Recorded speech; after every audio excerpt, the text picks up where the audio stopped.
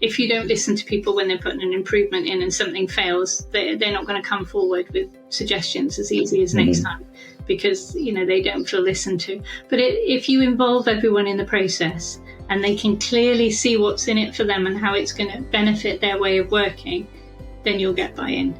But it's about, when you're putting a system in, this is going to do wonders for the company, but also everybody needs to know how they fit in, and therefore how the system will benefit them. Unless you can really describe every step of your process, then automation and software are very difficult. So I think I always start from the customer journey, from an early inquiry right through to a paid happy customer at the end. And we walk the journey step by step. And for me, each step of the process needs to be thought about. Made to Grow, the podcast for SME manufacturers, brought to you by Flowlens, the simple, affordable MRP system. Over the coming 10 episodes, we've got a host of experienced manufacturers, industry thought leaders, and subject matter experts sharing their personal stories and professional insights to help you on your manufacturing success story. So, stay tuned and subscribe on Spotify, Apple, or wherever you get your podcasts for a new episode every fortnight.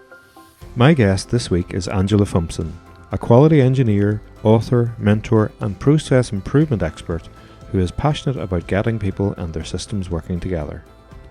Angela brings a wealth of experience to our conversation as we discuss the nuances of effective process mapping, the pros and cons of off-the-shelf versus custom software, and planning ahead for the challenge of implementing new systems. The most successful change is people-driven, and Angela imparts many important lessons you'll not want to miss. Welcome to today's episode, Angela Fumpson, author, coach, experienced quality expert, manufacturing professional. Thank you for joining us today, Angela. Oh, nice to be here. Good to catch up. It would be great if you could give our listeners just a little bit more detail about your background and what we're going to talk about today. Yeah, sure. My background is engineering. So I studied mechanical engineering, but very quickly in my journey, I started to go down the route of business improvement, quality assurance and quality management, and ended up part-owning a metal pressing company. So working with the likes of the automotive industry. That very heavily drew me into process improvement and process mapping. And now as a business mentor, my passion is to get people and their systems right and working together in harmony, basically. So putting the people and the process together to make the business run as well as possible. So that's my sort of quick background. Brilliant. Yeah, it's the holy grail. I suppose people think about systems sometimes as the silver bullet, or perhaps the holy grail, the thing that'll dig them out of a hole. But the marriage of the people and the right system is really what's going to get the results that people hope for. Yeah, absolutely. It's a subject that's very close to our hearts in terms of how we interact with our own customers. So I thought it'd be great to talk. There's many topics that you and I could talk about perhaps in future episodes, but I think for this one, if we focus down on that point about the systems and the people and what you really need to do first, if you want to get the most out of any investment in systems, what are the steps to take before you even contemplate looking at Google and figuring out what system you might want to buy? I think it's knowing your process first. Unless you can really describe every step of your process, then automation and software are very difficult. So I think I always start from the customer journey, from an early inquiry right through to a paid happy customer at the end. And we walk the journey step by step. And for me, each step of the process needs to be thought about, because obviously if you go into software, then you're in the realms of data and users and permissions and all that lovely stuff. So it's about thinking about the trigger. What triggers the step of each process? Who does it? What are the resources or data that are needed? And how do you know it's satisfactorily done before you move on to the next step of the process? So, and I always just walk very, very slowly from start to finish, and then ask, and then what? And I suppose one of the most important things to include on that process map, that journey, if you like, is asking the what ifs. What if it doesn't happen, then what? Mm-hmm. So that you cover everything. And that's just a start, because that's your status quo process. I was going to raise that because a lot of processes have kind of evolved organically, and it's just the way it's been done for all time. Yeah. And the assumed right way to do things isn't always the most efficient or appropriate for today's customer requirement. So how do you challenge the kind of status quo thinking whenever you're doing that? I think it's just getting people. I love telling stories. Stories are what helps people understand, where they've come from, where they're going. And absolutely, everybody's been helpful trying to grow the company. And if you've had a problem, then everybody puts another system in place to make sure, obviously, it doesn't happen again. But when you think about the nature of how people grow, and they might bring someone in to help, for example, a growing company, and you bring someone in on admin, you might bring someone in on projects, and you start to tell them how the business work, and they make notes, and it grows, and they bring somebody else into the office and they tell them what to do, and they make notes. And those notes are so useful and so helpful, they might become the procedures. But then when you think about that scenario, the most inexperienced person in the company has just written the procedure. Mm-hmm. Instead of the MD designing how their business is going to work and using that as the procedure to bring somebody in and train them on. It's just the way we grow naturally, organically. It's just one scenario to think about. But I would imagine there's lots of people that can resonate with that. Absolutely. Do you ever actually involve the customer in a mapping session?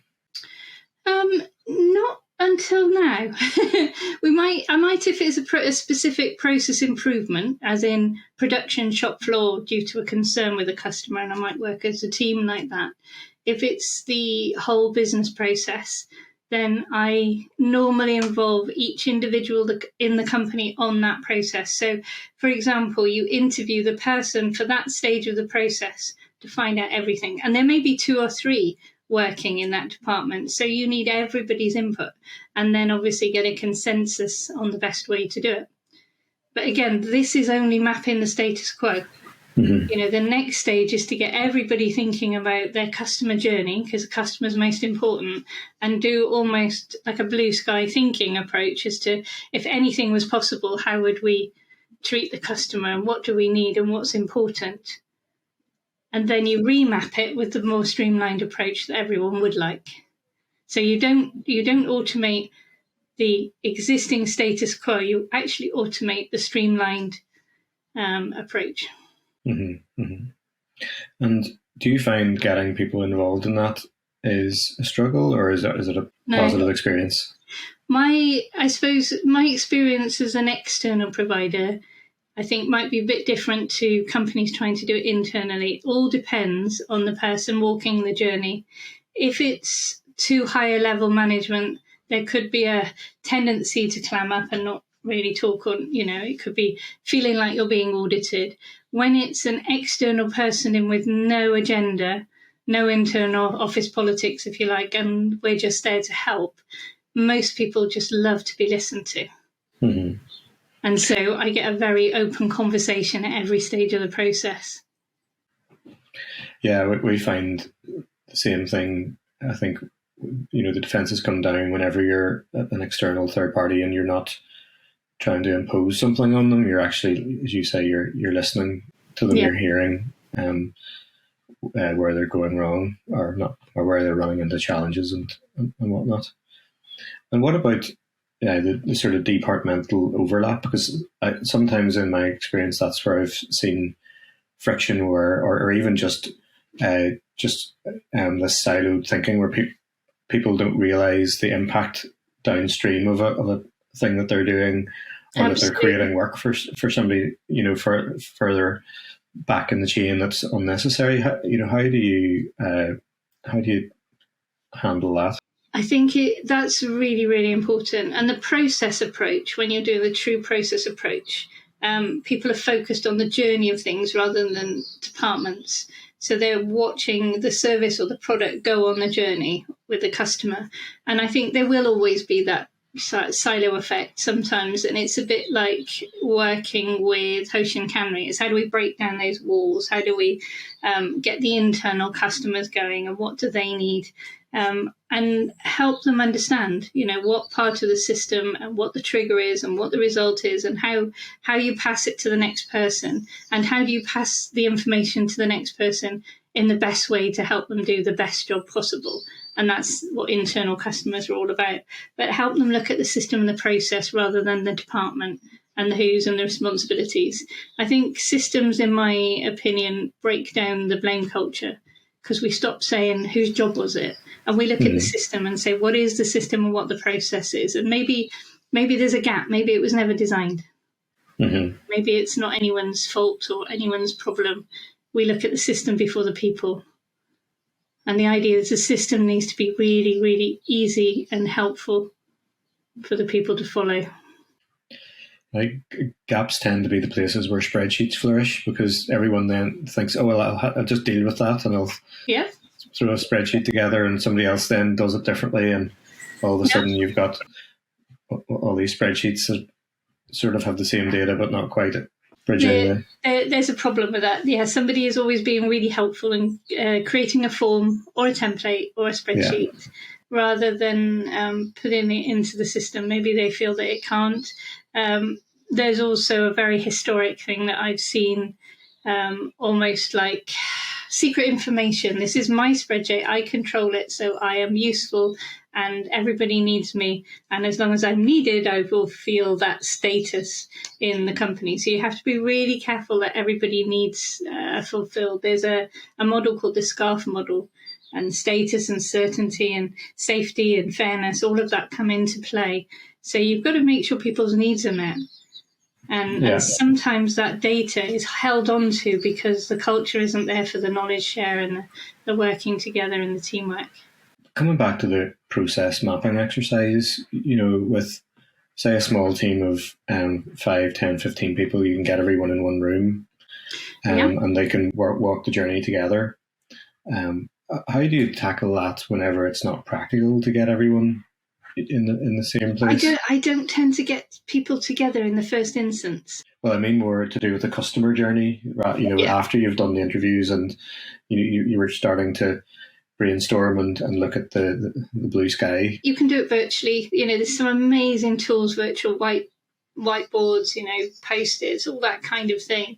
And I think sometimes it's about posting it up and letting people just absorb and think about it. So the process, you've mapped the status quo. I always allow people to think about that and relook at it and add it and just come back with ideas before we even get together, and just sit with it for a bit and say, right, well, have we missed anything? Just so they can, because it's quite often a very big process map. It's high level, but it's the whole business. So you allow people time to digest that and add it and comment and, get any ideas. And then you think about the customer journey. And then you can do that virtually, you can walk it. But you've already got the process map in position to talk about. So everyone can have a look at it and come to a meeting and talk through how they would like to see things done. And then you can remap and again come through the same process and have input and ideas on it before you finalise it. How long would you typically spend with a company to get to the point where everyone's kind of aligned on something?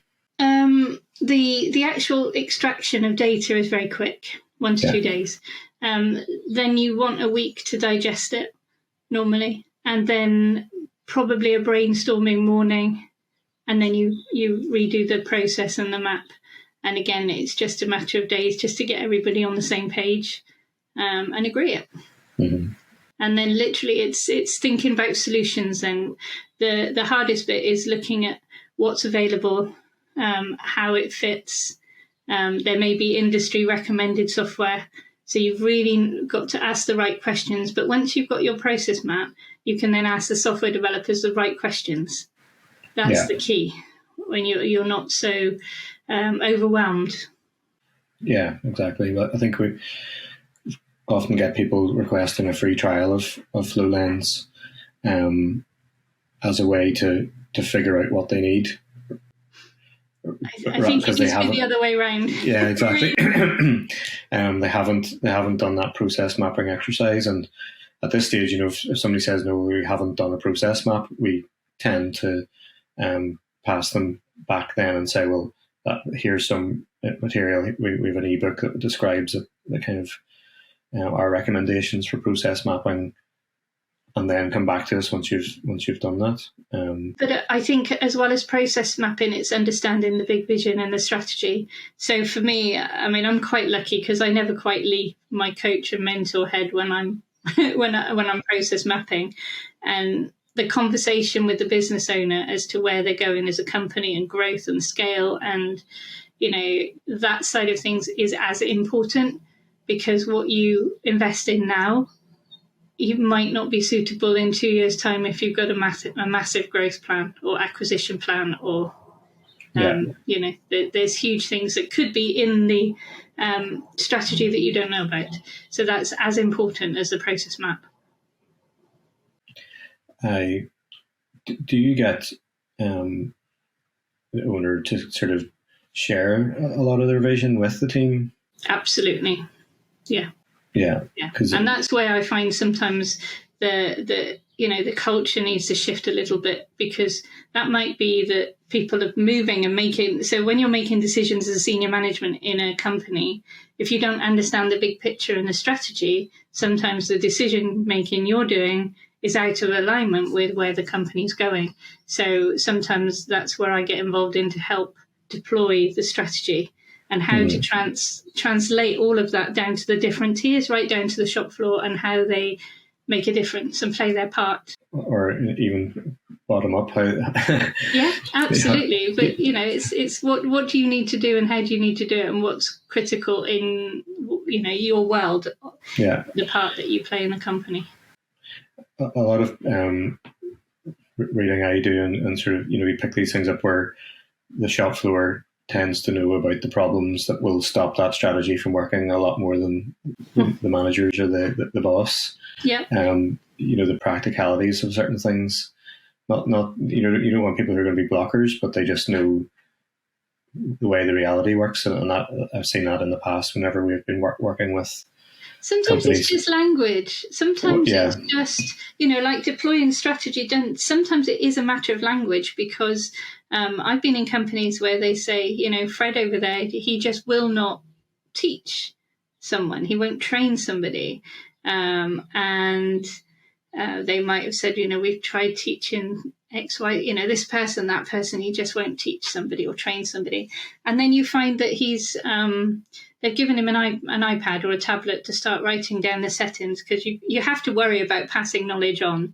And you go and have a chat to him, and he's written down all the settings for a few jobs, and it looks really good. And then you ask them the question about, well, I tell you what, why don't we test this?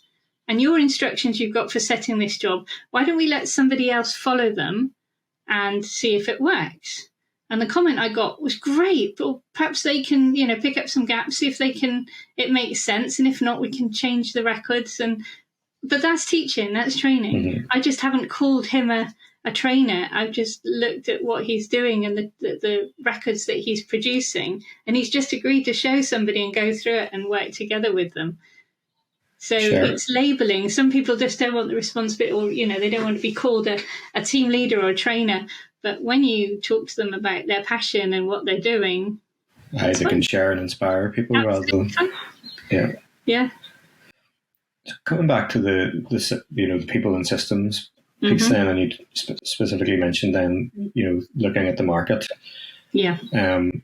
Unless you're going to build a custom piece of software or pay somebody to build a custom piece of software, you're going to be looking at the market for the options and finding the best fit.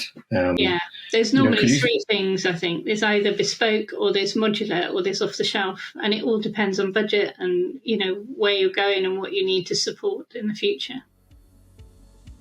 The Made to Grow podcast is brought to you by Flowlens, the simple, affordable MRP system specifically designed for SME device, equipment and machinery manufacturers. Our top-rated cloud-based software can help you cut down on wasted materials, time and money, and eliminate the chaos of running your manufacturing with spreadsheets and hope. Our customers have reported savings of over a day per week per person in their business by cutting out needless admin, duplication of work and countless mistakes. Plus, lead times are shortened by up to 75%. And after hundreds of successful implementations, we've got the blueprint for manufacturing success nailed down. Head over to flowlens.com for a quick video tour of the software and to hear from more manufacturers like you who have transformed their businesses with Flowlens. Now, back to the interview. How do you see companies figuring out where to compromise when the software doesn't fit exactly? I think you've got to go with the best commercial decision. As a company, you know what you can afford to invest. There's no point overburdening the company money-wise or time-wise or resource-wise if you can't support it. So I think some of the time it comes down to commercial decision. If it's just one thing, then it might be worth investing in a little bit of specific programming to do that, or a link to another piece of software.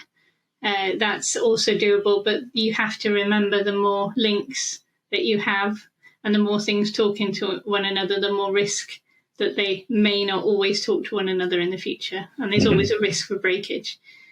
So I think it is a compromise. And if there's something that a system can't do, but it's perfect in every other way, I think you need to sit and think very seriously about that. What value does it add? Yeah. Also, if the software people are willing to look at development in the future, so you might find a very, very useful person that change has been voted for, and it is in the next year that they are looking to build it in which case it's worth working with that supplier.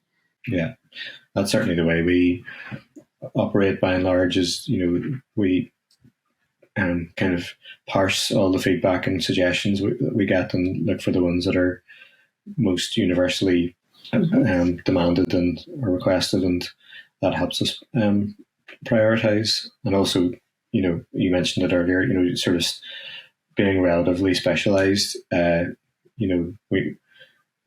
are, you will find software that operates in a certain vertical, and therefore, the use cases should align with how the customers broadly operate.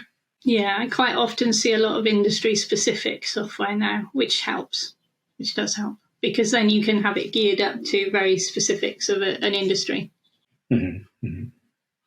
Mm-hmm. We were just chatting off air before we started the recording about then the implementation side of things and reinforcement. Could you share that story? Interesting insight? It is. It was one of these team building exercises I saw many, many, many years ago, but it really hit home about how you support the implementation of software systems. I've seen so many that even if you invest in the training and you bring the software in, they still don't continue. For some reason, they fail, and somebody's brought in a spreadsheet. So by the time you talk to them a year or so ahead, there's a spreadsheet running and a software, and they can't see how to go backwards to start again to put all the data in together. And I find it's because you need a second wave of support.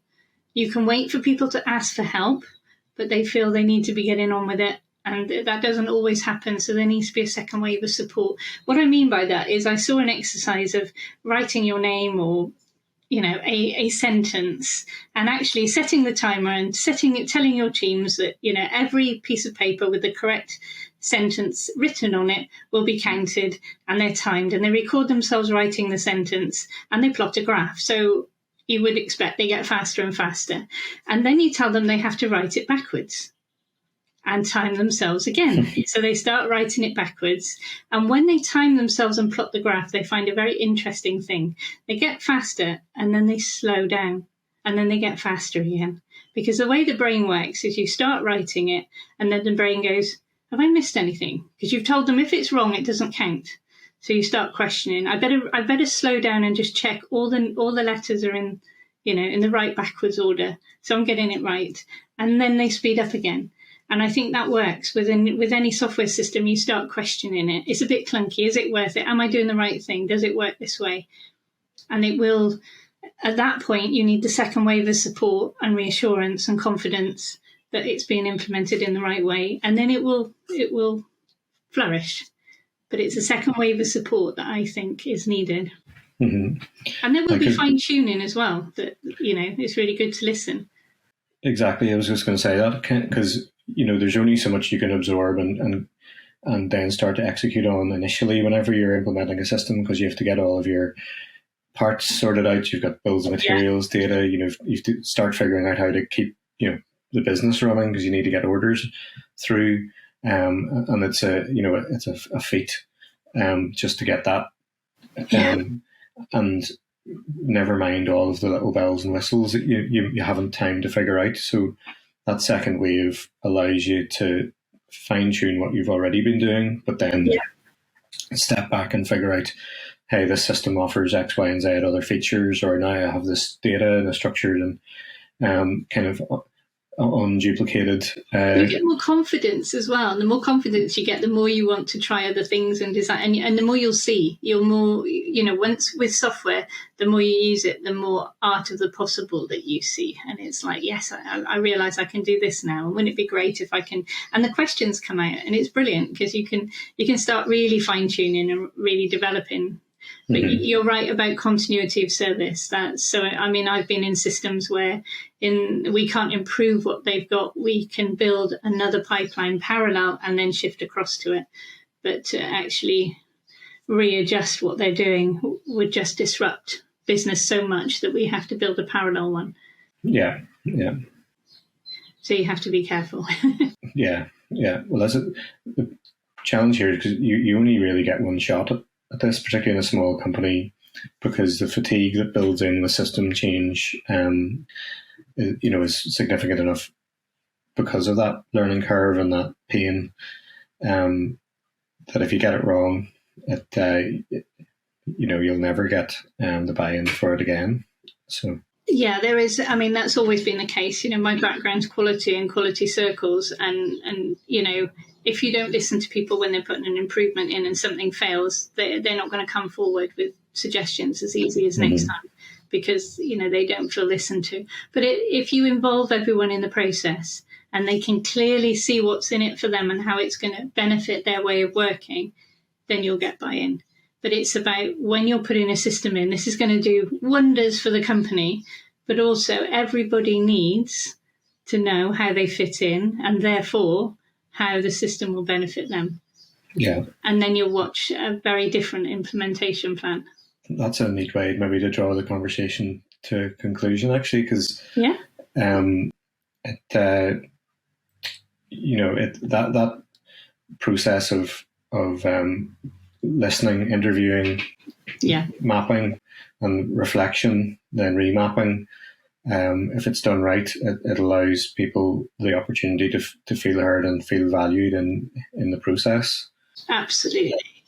And I think, having the facilitator there, your role as the honest broker, no vested interests, no office politics. No, you'd be surprised what it can do, a process map, because you will also see a lot of upsells, places that you've missed the opportunity to talk to the customer, or, because every interaction with your customer counts. Yeah. So you will see so many benefits when doing a process map, as well as getting ready for software. Mm-hmm. I'm feeling I might know the answer to this question, but if you could summarize a kind of actionable piece of advice to leave our listeners with, what would it be? Yeah, it is taking time to process map, involve everybody. Don't do it alone. And when you've got the results, share it with everybody and take time to reflect and look at it. And don't automate your current process. Have time to streamline and design your ultimate process, because I guarantee it wasn't designed in the first place. Everybody's built it together, and having that helicopter view and the stand back moment will help. And then you'll be really working like clockwork, because you'll be automating your most optimum process. but do the work and plan first, and then plan the change well and plan the support well. Because it is no mean feat. It's quite a major challenge to put software into a company. Yeah, agreed. One final reflection on that is, as well as having a facilitator who can help, particularly maybe in cultures where you're not used to sharing so much. I think the other thing within the business, if you haven't got somebody who's running the project, who basically knows the business inside out, they won't have the authority or the knowledge to be able to carry it through, because it is a huge undertaking. I think you do need to choose your champions, is the phrase. Have people that are given the time and the resources to get the job done. Don't expect it to be a small feat and give somebody the job of running it, but then they need to run their job as well. Mm-hmm. So you need to allow, if you're going to have somebody put something like this together as a project, give them the resources and time to do it. Yeah, absolutely. And manage it properly. Yeah. Brilliant. Well, Angela, it's been a pleasure speaking with you today. I thank you very much for sharing your experience and knowledge with us. How do people find you if they'd like to kind of follow up and check out your... They will, my company's White Tiger, so you can find white-tiger.co.uk. That's my company, but I'm on most socials as Angela Fumpson, just as me. So reach out, LinkedIn, Instagram, Facebook. I've also got the book Business Journey for Tigers, and that is a DIY version of Walking Your Process. So that's always a good one to look at. Brilliant. Available in all good bookstores? But message me. It's probably easier than buying it through the giants. Sounds good. Yeah. Okay, well, once again, Angela, thanks very much. It's been a pleasure to have you. Thanks. It's been really good to talk to you. I hope you got as much as I did from this conversation. Vision setting is often overlooked when it comes to system change, but it's such a vital part of understanding where you're going and what you'll need to take you there. It was also useful to hear Angela's thoughts on the importance of mapping your current processes before you start looking for efficiencies, and to hear her advice echoing some of our previous guest thoughts on the importance of choosing your champion, the person who'll lead the change internally, and the importance of carving out the time and resources for them to succeed. Next episode, I'll be talking to Anila Rose, MD of Rose Media Group, a specialist PR agency that focuses on the manufacturing and engineering sector. We dive into the realities of PR, where it fits into your overall marketing strategy, and how brand awareness and reputation management can translate into sales for your business. Till next time, thanks for listening.